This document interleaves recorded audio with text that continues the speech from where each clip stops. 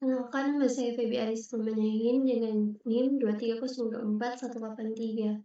Di sini saya akan menjelaskan tentang materi dari MK saya, yaitu kecerdasan buatan dengan judul manajemen super system. Yang pertama di sini, apa itu manajemen super system? Jadi manajemen super system atau MSS adalah sistem berbasis komputer yang membantu manajer dalam pengambilan keputusan, perencanaan, dan pengendalian organisasi. Komponen utamanya itu adalah ada data, model atau analisis, kemudian ada user interface, dan teknologi. Selanjutnya, jenis-jenis dan manfaat dari MSS ada yang pertama, untuk jenis-jenisnya, yang pertama DSS itu membantu keputusan semi dan semi terstruktur. Kemudian ada EIS, yaitu informasi ringkas bagi eksekutif, kemudian expert system atau solusi ala pakar. Kemudian ada KMS, yaitu kelola pengetahuan organisasi. Selanjutnya, kita masuk ke manfaat dari MSS, yaitu keputusan lebih cepat dan tepat, kemudian mengurangi ketidakpastian, kemudian simulasi dari berbagai skenario, dan yang terakhir tingkatan efisiensi dan efektivitas.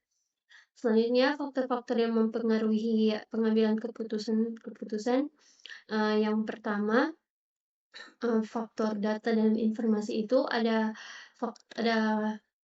masalah pengambilan keputusan yang kualitas data akurat, relevan, lengkap, dan up to date. Kemudian ada sumber data internal, laporan keuangan, penjualan eksternal, pasar pesaing, dan regulasi.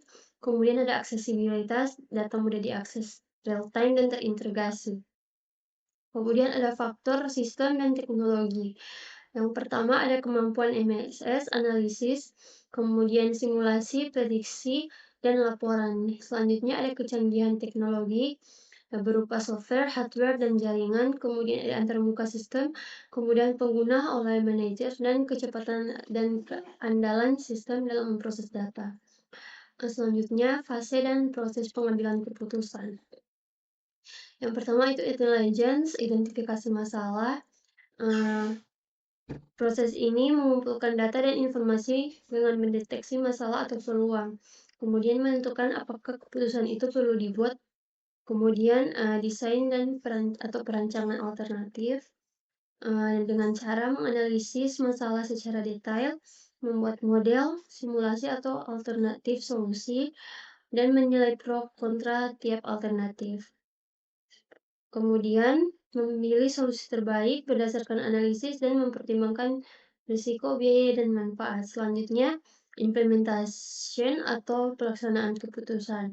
Dengan cara menerapkan keputusan yang dipilih, mengalokasikan sumber daya, dan melaksanakan rencana sesuai dengan keputusan. Dan yang terakhir ada review atau evaluation atau evaluasi hasil. Ini dengan cara mengevaluasi dampak keputusan, menilai apakah tujuan tercapai. Jika tidak efektif, maka kembali ke fase sebelumnya. Kemudian kita masuk ke decision support system atau DSS. Yang pertama, decision support system atau DSS adalah bagian dari manajemen super system atau MSS yang membantu manajer dalam pengambilan keputusan semi terstruktur dan tak terstruktur. DSS ini memanfaatkan data, model, dan analisis untuk memberikan informasi, simulasi, serta rekomendasi alternatif tanpa menggantikan peran manajer. Contohnya itu dapat digunakan dalam evaluasi kredit, perencanaan produksi, dan pemilihan lokasi usaha. Adapun syarat dari decision support system ini, yang pertama itu dia mudah dikontrol, sederhana, lengkap, user friendly, robust, dan mudah dipahami. Selanjutnya ada karakteristik dan kemampuan dari decision atau DSS. Karakteristik yang pertama yaitu mendukung keputusan semi terstruktur dan tidak terstruktur, kemudian bersifat interaktif antara sistem dan pengguna. Selanjutnya itu menggabungkan data, model, dan analisis. Selanjutnya tidak menggantikan manajer, itu hanya memberi dukungan. Yang terakhir adalah fleksibel dan adaptif sesuai dengan kebutuhan organisasi.